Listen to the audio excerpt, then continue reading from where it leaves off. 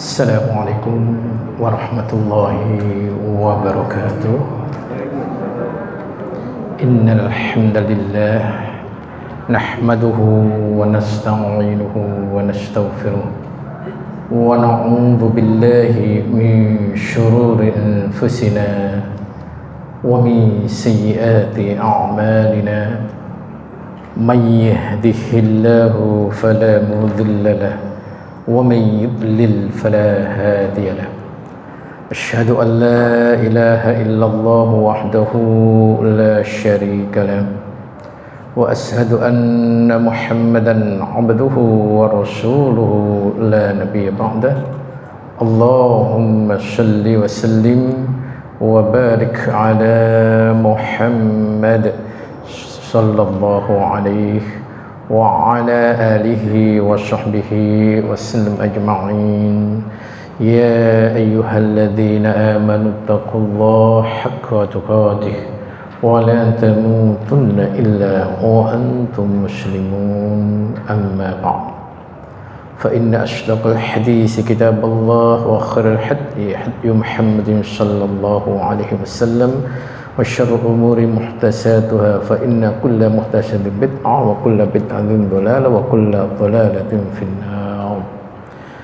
أيها الكرام rahimahumullah, mari kita pada sore hari ini kita akan membahas kelanjutan kitab Syarah Riyadhus Shalihin jilid 1, memasuki hadis ke-62. Ma'asyiral muslimin rahimahumullah, betapa pentingnya hadis ini dalam menggapai kemaslahatan, kebaikan, keberuntungan, keselamatan bagi seorang hamba baik dunia maupun akhirat.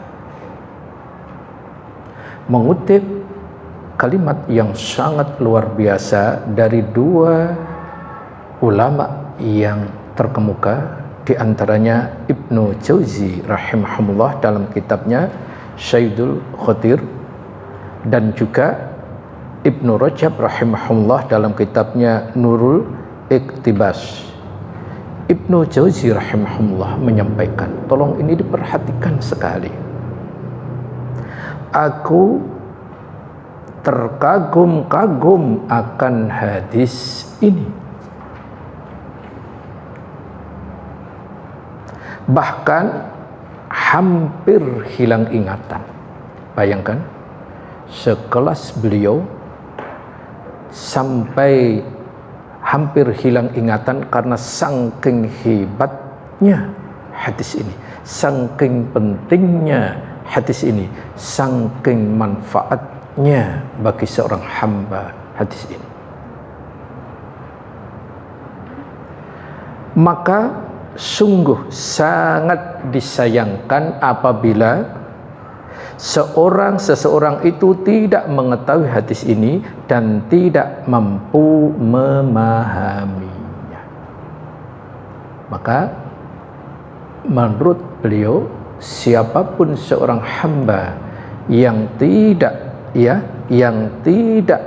mengetahui dan tidak memahami hadis ini sungguh disayangkan. Kalau begitu bagaimana? Sungguh luar biasa. Dan di dalam kandungan hadis tadi, salah satunya adalah bahwa seorang pendidik, seorang pengajar itu hendaklah memberikan kepada para thalabul ilm dengan cara apa? Dengan cara memberikan ilmu yang terbaik. Singkat, padat, benar. Itu.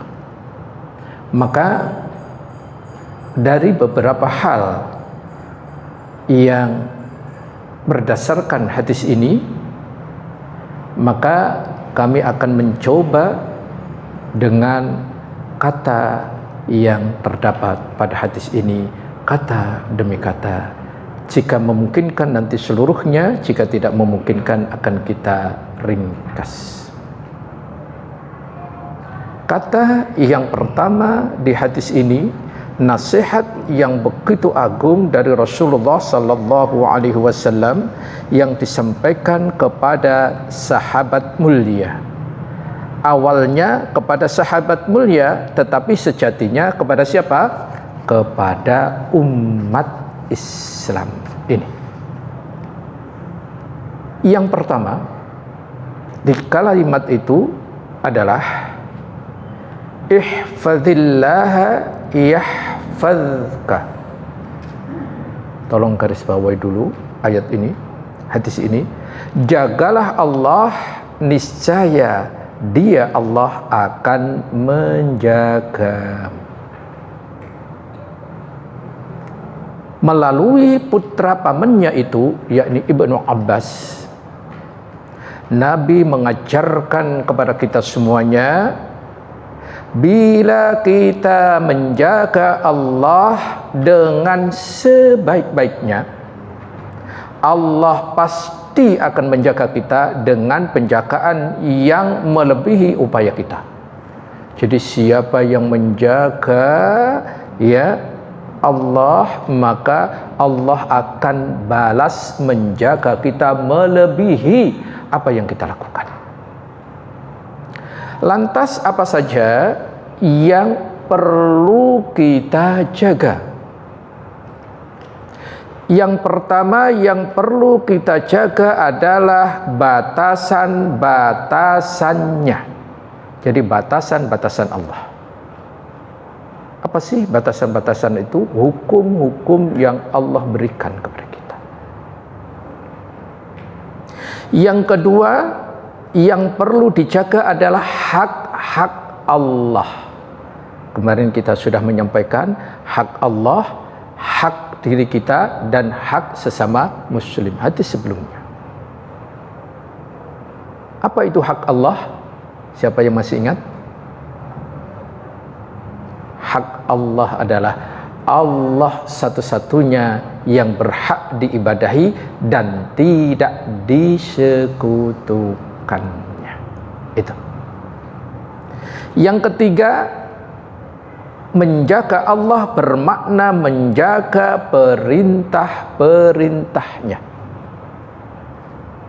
Jadi seluruh perintah-perintah Allah kita jaga dengan semampu kita. Yang keempat, menurut para ulama yang disebut dengan ihfazillah, menjaga Allah, adalah menjaga larangan-larangannya. Ini disebutkan dalam kitab Jami'ul Ulum wal Hikam halaman 346. Jadi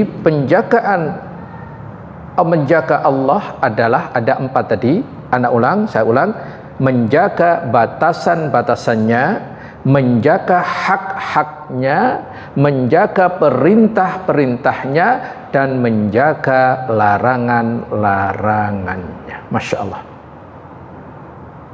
Bagaimana bentuk aplikasi atau realisasi dari keempat penjagaan ini? Adalah dengan berkomitmen, berkomitmen untuk menjaga perintah Allah, menjauhi larangannya, tidak melampaui batasan yang dilarangnya. Jika semua itu kita kerjakan, maka ia termasuk orang yang menjaga Allah sebaik-baiknya.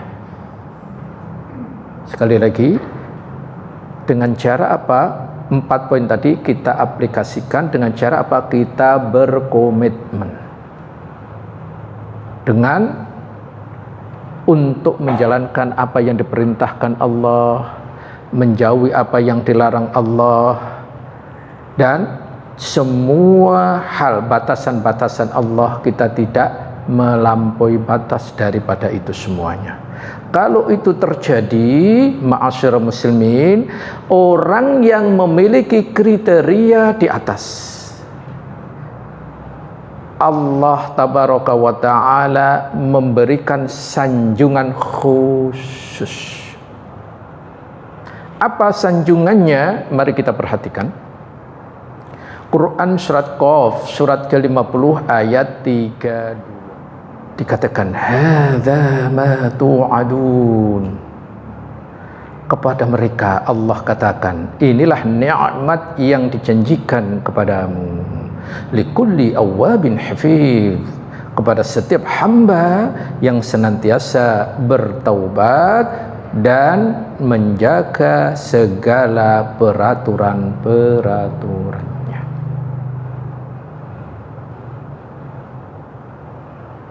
Kita akan lanjutkan contoh-contoh dari keempat poin tadi. Realisasinya seperti apa?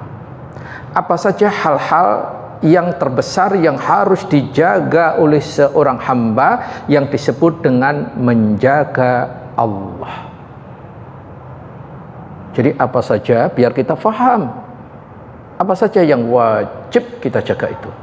Yang pertama yang wajib kita jaga adalah apa itu? Tauhid, yang merupakan hak Allah tabaraka wa ta'ala. Jadi tauhid yang pertama yang kita jaga. Kenapa? Karena memurnikan segala bentuk ibadah hanya kepada Allah, inilah hak yang paling agung yang Allah miliki dan kewajiban seorang hamba yang harus terpenuhi. Dengan merujuk kepada hadis ini tadi yang Rasulullah sallallahu alaihi wasallam sampaikan kepada pamannya, dan juga Allah tabaraka wa taala melalui rasulnya, yakni nasihat Rasulullah kepada Muaz bin Jabal radhiyallahu an. Wahai Muaz, tahukah engkau apa hak Allah yang wajib dipenuhi oleh para hamba-hambanya? Dan apa hak hamba atas Allah? Muaz pun menjawab, Allah dan Rasulnya lebih mengetahui.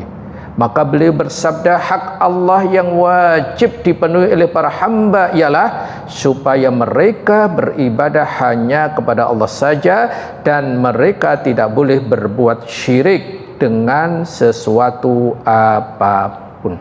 Inilah hak Allah yang nomor wahid. Mentauhidkan Allah dengan cara menyembah kepadanya semata dan tidak menyekutukannya. Itu hak Allah, kewajiban hamba. Lantas apa? Sedangkan hak hamba yang pasti dipenuhi oleh Allah adalah bahwa Allah tidak akan menyiksa seorang yang tidak berbuat syirik sedikit pun kepadanya. Hadis ini sahih riwayat Imam Al-Bukhari, Imam Muslim, Abu Dawud dan At-Tirmidzi. Masya Allah kan. Jadi hak yang pertama tadi yang dijaga adalah hak Allah dengan cara apa? Mentauhidkannya dan tidak berbuat kesyirikan. Ini yang paling utama. Kemudian yang kedua, menjaga Allah yang kedua yang kita jaga apa? Ubudiyah, penghambaan, sholat. Tentu yang pertama adalah sholat wajib. Sudahkah kita menjaga sholat wajib kita? Karena Allah tabaraka wa ta'ala khusus menyampaikan di sebuah ayat, bahkan di kandungan hadis tadi juga surat wusta. Mari kita perhatikan surat kedua Al-Baqarah ayat 238. Tolong garis bawahi sekali, hafidhu ala sholawati was sholatil wusta wa qumu lillahi qanitin. Jadi bukan hanya sekedar mendirikan sholat, tapi adalah sudah bisa menjaga sholat. Seperti apa menjaga sholat? Mari kita perhatikan. Orang sholat itu ada 3 di dalam Al-Quran, sebetulnya banyak, tapi 3 saja. Yang pertama, orang yang lalai dari sholatnya, seperti fawailul lil musallin, sehingga dia menjadi celaka karena lalai dari sholatnya. Yang kedua, mendirikan sholat, aqimis sholah, dia sudah memenuhi syarat dan rukunnya. Ini sudah sangat bagus sekali. Tetapi puncaknya adalah hafidhu ala sholawat. Allah perintahkan, jagalah sholat, peliharalah sholat. Apa yang dimaksud memelihara sholat? Memelihara sholat minimal ada 5 poin yang harus kita ketahui. Yang pertama yang kita pelihara atau yang kita jaga apa? Niatnya, hati kita. Kita tidak melakukan sholat terkecuali hanya karena Allah. Tidak ada unsur apapun niat-niat lain. Jadi murni semata-mata karena Allah. Karena banyak saudara-saudara kita yang masih sholat tujuan-tujuan duniawi. Seperti banyak sholat duha biar rezekinya lancar, puasa biar langsing. Ya. Ini kelihatannya ibadah, tetapi niatnya bukan karena Allah. Maka yang pertama yang dijaga adalah hati. Lurus, niat murni semata-mata karena Allah Subhanahu wa ta'ala. Itu yang pertama. Dalilnya banyak sekali. Di antaranya satu aja, Quran surat Al-Kahfi surat ke-18 ayat terakhir, yakni 110. Di ayat tersebut diawali faman kana yarju liqa'a rabbih, barang siapa yang menghendaki berjumpaan dengan Rabb-nya. Allah memberikan 2 syarat di ayat itu. Syarat pertama, fal ya'mal amalan sholiha, hendaklah dia selalu mengerjakan amal-amal sholih. Amal dikatakan solih, 2 syarat terpenuhi, ikhlas lillahi ta'ala sebagai tujuannya, dan ittiba, mengikuti Rasulullah, itu caranya. Sedangkan yang kedua di ayat itu, wala yusyrik bi'ibadati rabbihi ahada, dan dia tidak menyekutukan terhadap Allah meskipun dalam masalah ibadah. Ini maknanya wallahu alam adalah niat. Kelihatannya ibadah secara fisik, tapi niatnya bukan karena Allah. Kita berlepas diri dari itu semuanya. Itu yang pertama yang kita pelihara. Yang kedua, memelihara sholat. Yang kedua yang dipelihara apa? Waktunya.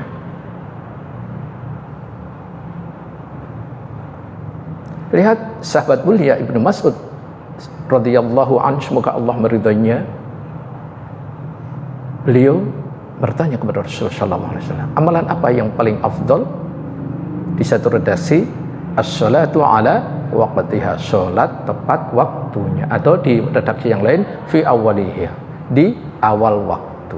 Sudahkah kita menjaga sholat, poin kedua ini, di awal waktu?